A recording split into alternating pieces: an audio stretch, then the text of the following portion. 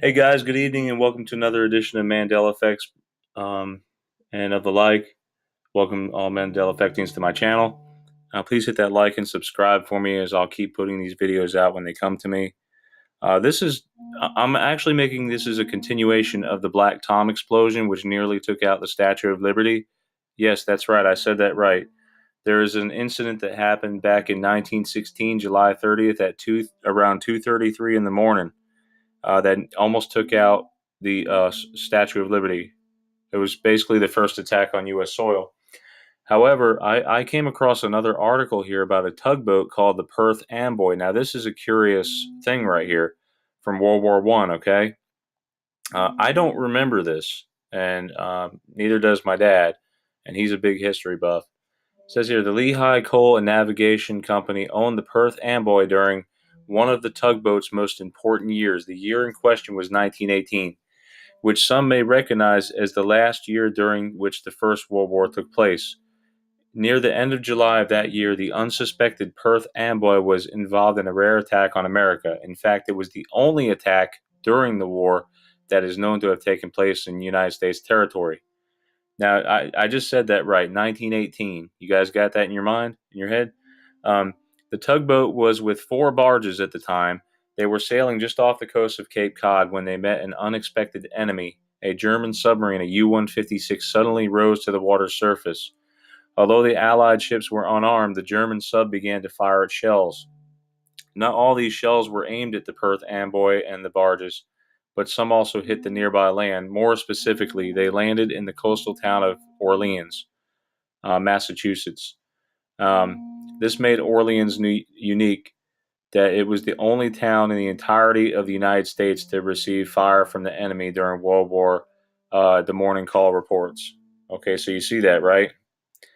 According to the Morning Call. Now I'm not going to keep reading this here, but you could find this article at warhistoryonline.com. Um, I'll probably put a link in the description. Um, but anyway, the Perth Amboy was the name of the tugboat, okay, that they tried to sink. The Germans did. And they actually, the Germans escaped, but then they were blown up when they reached Norway by, it was an underwater mine. That's what blew it up. So we defeated the German sub. Fortunately, I don't think there were any deaths. There were a lot of casualties, but anyway, there's this Black Tom explosion everyone's talking about right now. This is the one that July 30th, 1916. Now, this is 2 years before that supposed incident reported was the only incident in U.S. soil. Um, this bothers me personally. My family, I grew up. I don't know if you could tell by my accent, but I'm from the north, and this says it rocked Jersey, New Jersey, Jersey City, New Jersey.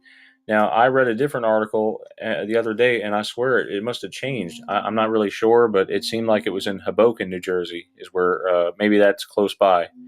But anyway, when the explosion hit, it was a 5.5 magnitude earthquake that could be felt far away as Maryland. Now, something that huge, if it would have happened in our reality, don't you think our family would know, like our grandparents, great grandparents would know? They would have told us about this.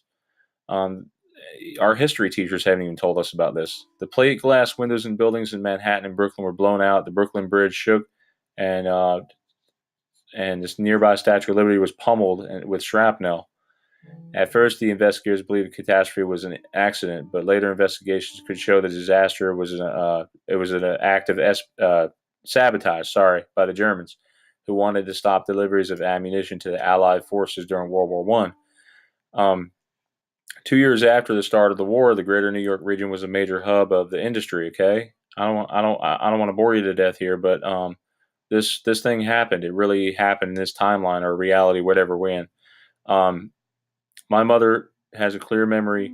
She remembers being able to go up into the torch of the Statue of Liberty, but in this timeline, it's not allowed. Ever since 1916, when the bombing took place, no one is allowed in the torch, which is weird. You know, it's that one's kind of personal with my family. Um, Today, the Black Tom site is part of New Jersey's Liberty State Park. Okay, and don't you think my mom would have had a clear memory of it. They would have told her, okay, there was a disaster here. Probably they have some kind of plaque up on there. You know what I mean? um, but just so you know, in case this changes again, in case history is altered, the Battle of Amiens. My dad does not remember this, and this may be another Mandela effect. The Battle of Amiens is what actually shut down World War One. I don't remember this at all. Battle of Amiens was an Allied victory, helped bring the World War to an end, following the Second Battle of the Marne. Okay, I am familiar with the Marne. We used to have a saying, "Rock of the Marne," in the Army. Um, the Allies launched an attack. It was it just so happened it was an attack August of 1918, and we had apparently U.S. only had we had a lot of casualties. Okay, and there was only one band of our people versus tens of thousands of others, from around the world. So we only had a small support chain there. Um, I think we were just there to help them finish it. Um, but anyway, so apparently there was a French counterstrike, July. Okay. Anyway, it happened 8/18 brought it to an end. August 8th. Now you have to remember that August 8th was the Black Day of the German Army in the history of the war. Okay. So that's 8/18 1918. So a lot of eights. Okay, keep that in mind. Now I will tell you, I've been seeing a lot of 44s lately. 44s means there's angels watching over you. Just so you know, I've been seeing 11s and 22s and 33s a lot also. Um, but the 88s, if you ever see 88s paired up together, it's a sign of like time travel or something like that. Um, let's see. The Smithsonian, I wanted to talk about that too because there's a lot of great history at the Smithsonian Institution. Now, this used to be the Smithsonian Institute. Okay, I know this is a Mandela effect. I'm not going to go too far into it, but apparently, they worship the sun. A lot of sun worship here. Um, is there something they're not telling us? I mean, is that the Egyptian god Horus? I don't know. I don't even know. Anyway, the Smithsonian Institution. Okay, now, I noticed that when it changed to institution from institute, I'm wondering what the angels are trying to tell us.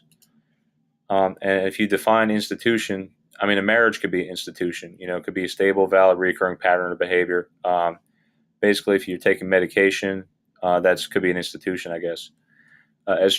But here, this is what kind of bothers me a little bit about institutions while dealing with the government and such or secret societies. As structures or mechanisms of social order, they govern the behavior of a set of individuals within a given community. So basically, trying to govern certain behaviors and social order. So that kind of points to like maybe a new world order. I'm not really sure on that. Don't quote me on that. Um, I spend my time trying to research history.